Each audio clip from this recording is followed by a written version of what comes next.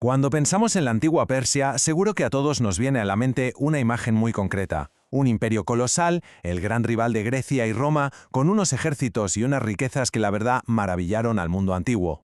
Es la Persia que vemos en los relieves de Persépolis, la de los guerreros aqueménidas. Vamos, una superpotencia que se extendió por 3 continentes.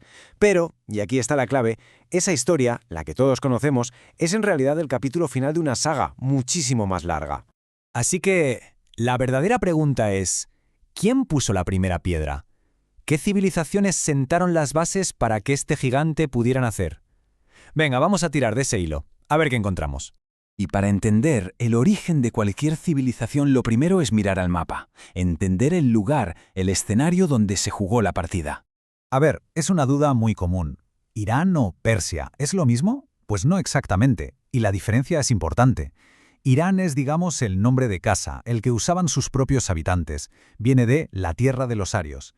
En cambio, Persia fue el nombre que le pusieron los de fuera, concretamente los griegos, fijándose en una región muy específica del suroeste, Pars, que era la cuna de las grandes dinastías. Desde 1935, el nombre oficial del país es Irán. Pero claro, Persia sigue teniendo esa resonancia mítica, ¿verdad? Nos transporta a su pasado imperial. Y vaya si es un lugar increíble. La meseta iraní es un territorio inmenso, casi un continente en sí mismo. Pensemos en una barrera natural gigante, los montes Zagros, que la separan de su vecina, Mesopotamia.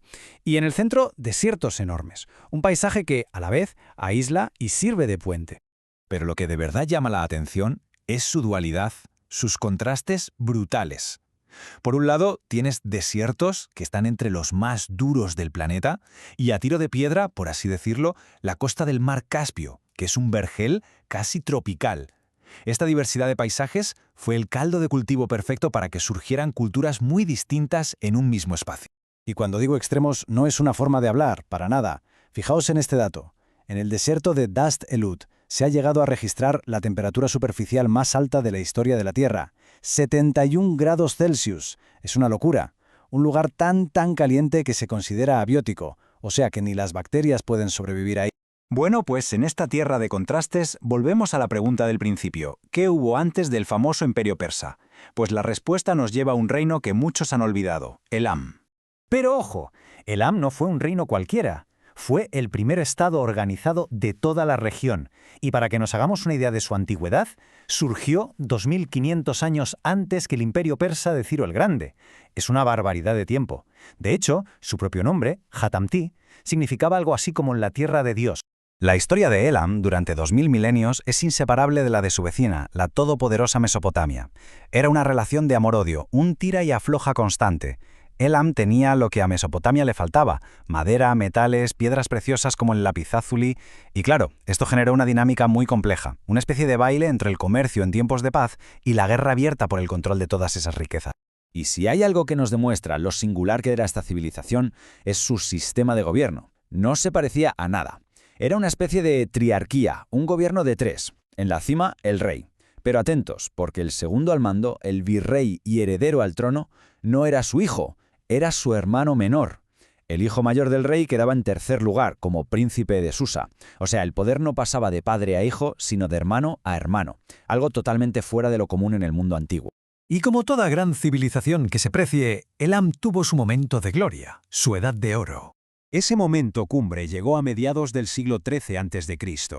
El responsable, un rey con una visión y una ambición desmedidas, Untas Napirisha. Su proyecto estrella fue la construcción de una ciudad entera, Chogha-Zanbil, concebida como un nuevo centro sagrado.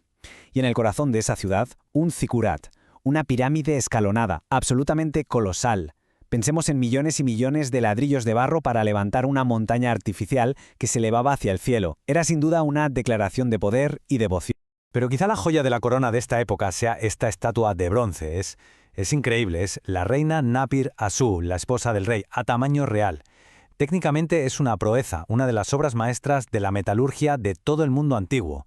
Tiene un núcleo de bronce macizo y está recubierta de cobre. Para que nos hagamos una idea, pesa casi 2 toneladas. Y lo más curioso es cómo ha llegado hasta nosotros. Resulta que en su falda tiene grabada una advertencia muy clara. Una maldición contra cualquiera que se atreviera a dañarla o a borrar su nombre. Y oye, parece que surtió efecto, porque aquí la tenemos, casi 3300 años después, mirándonos. Pero ya se sabe que ninguna edad de oro es eterna. El ocaso de Elam estaba a punto de llegar, y con él se preparaba el escenario para un nuevo poder que iba a cambiar las reglas del juego en todo el mundo conocido. Tras siglos y siglos de luchas, sobre todo contra el expansionismo del imperio asirio que venía del norte, el reino elamita empezó a debilitarse, a resquebrajarse. Su larguísima historia estaba llegando a su fin.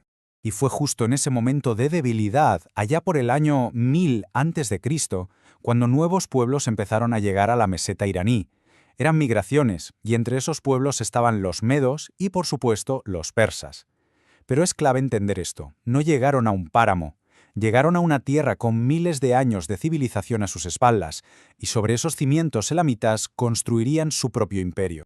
Al final, lo que todo esto nos enseña es que la historia del gran imperio persa no empieza de cero con Ciro el Grande. Empieza mucho, mucho antes. Empieza con Elam, una civilización que durante más de 2000 años fue la que desarrolló la cultura, la tecnología y las estructuras de poder que los persas más tarde heredarían y llevarían a su máximo esplendor. Y esto nos deja con una última idea para reflexionar. Los grandes imperios que llenan los libros de historia nunca surgen de la nada. Siempre son la cima de una montaña construida durante milenios por otros pueblos, por reinos olvidados.